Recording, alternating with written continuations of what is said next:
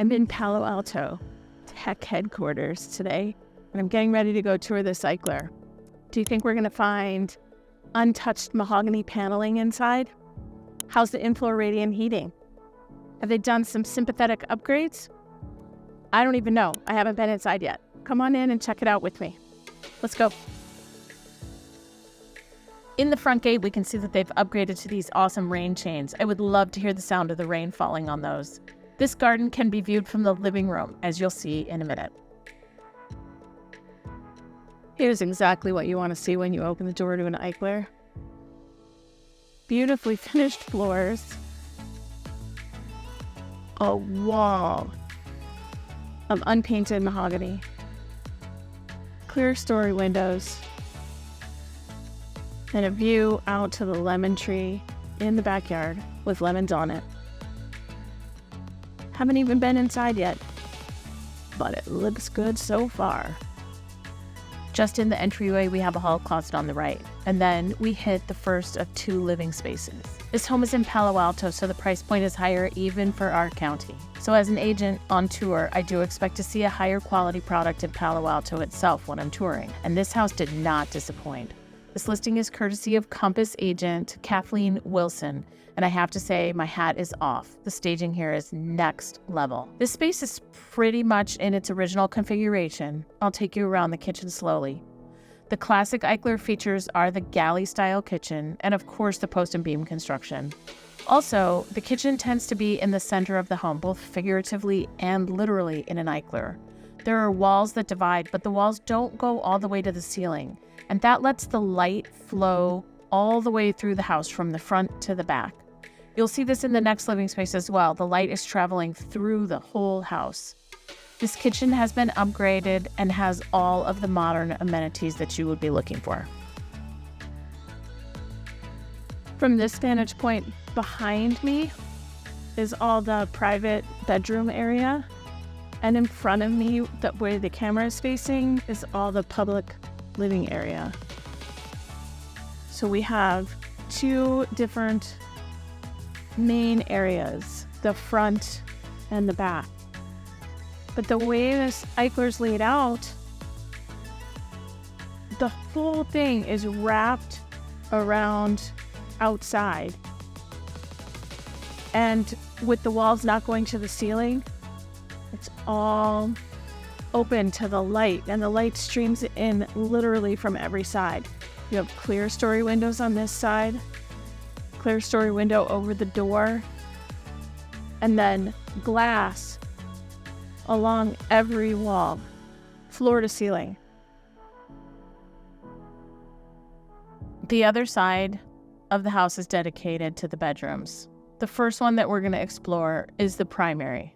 This is a bright white space with access to the backyard and a full wall of glass. When it comes to staging an Eichler, you have to make a judgment call. Are you going to put in all period correct furniture? Is this going to be a gallery of Charles and Ray's Ames and Herman Miller? Here we see some contemporary pieces, but very classic fabrics, and the black and white makes it timeless. This is a proper primary with an ensuite, and there's even a bump out greenhouse window in the water room closet. In the closet itself, they've done an amazing job maximizing the space with all of these built-ins. And the furthest one back is quite deep and offers storage. Here you can see they took the time not to build all the way to the ceiling, and they still let the clear story light shine through. This adds access to natural light in this built-in closet. Down the hall, we have a very typical Eichler layout that we can see. So first of all, sliding hall closet doors. Next of all, laundry station under the skylight. This one's been upgraded because they have actually put a countertop above in order to facilitate like better folding and kind of a more laundry station. And then at the end of the hall, we come to the hall bath. At some point in the lifetime of this bathroom, the tiles have been upgraded. That shower stall has been upgraded. Lovely skylight on the top. An upgraded vanity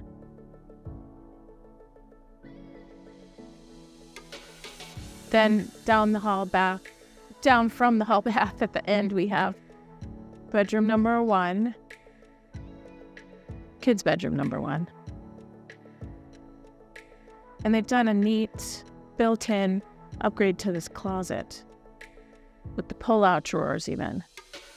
And then left the top open so you could do some sort of baskets or decorative thing, or you could just use it as more storage. Back out to the laundry. And then we have kids' bedroom number 2. This one, obviously, they have staged as a nursery. It's super cute and bright and updated. And over here, there are built-ins in the closet again. So that just really maximizes the space that you have all the way to the ceiling. And then 2 bars over here. And a drawer built in. Let's head out the door from the kitchen.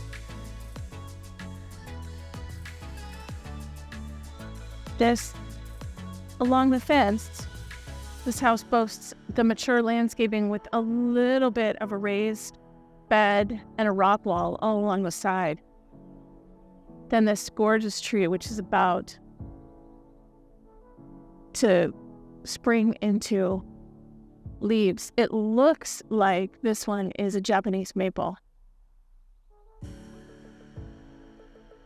And if it is, that's a really nice big one. Looking back towards the front, you have this landscaped area that has the pebble rock and then the pebble holes. And at some point along the way, this banquette seating has been added. So you could add a pretty significant dining table out here. And again, this is all pebble texture patio. Moving around the corner, there's still more yard.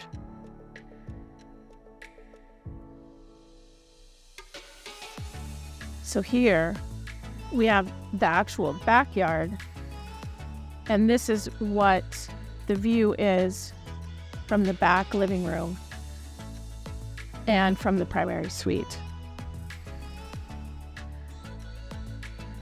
They have already planted the tomatoes for us. When you enter this house, there's kind of a vestibule right here. So there's the front door, and here's the door to the garage.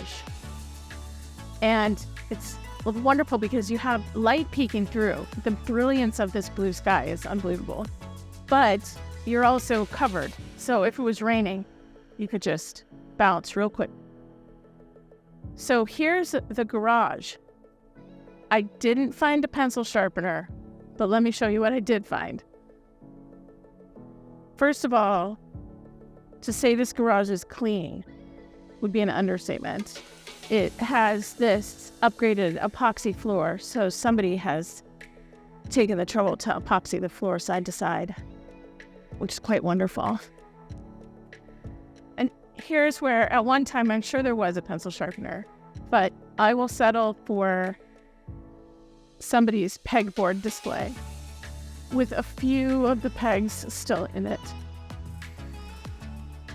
So can you imagine? This is where some of the creative maker magic happened. In terms of mechanicals, we have the water heater, and we have the in-floor radiant heating system. You can enjoy the mid-century colors that are going on there. And now for the real surprise, there's lovely storage and excellent built-ins over here. Post and beam construction on display. And somebody at one point, just really cool kind of rhythmic splotches. It looks to me like somebody at one point put in a false ceiling or some sort of a padded insulated ceiling. And then at some point they changed their mind and pulled it down, and all the blue spots are still left, which is fantastic. Now, these are the original side-by-side Eichler garage doors, which is really exciting to see. But the amazing thing is that they have installed an automatic garage door opener. And you can see that it would just run along this track and pull one side open. So you could keep the original side-by-side sliding barn-style doors and add a mechanical automatic garage door opener. That really excites me. I think this is the first time I've seen that with the original doors, but the upgrade of an automatic. So cool. Okay. And out the door. Did you love it? I loved it.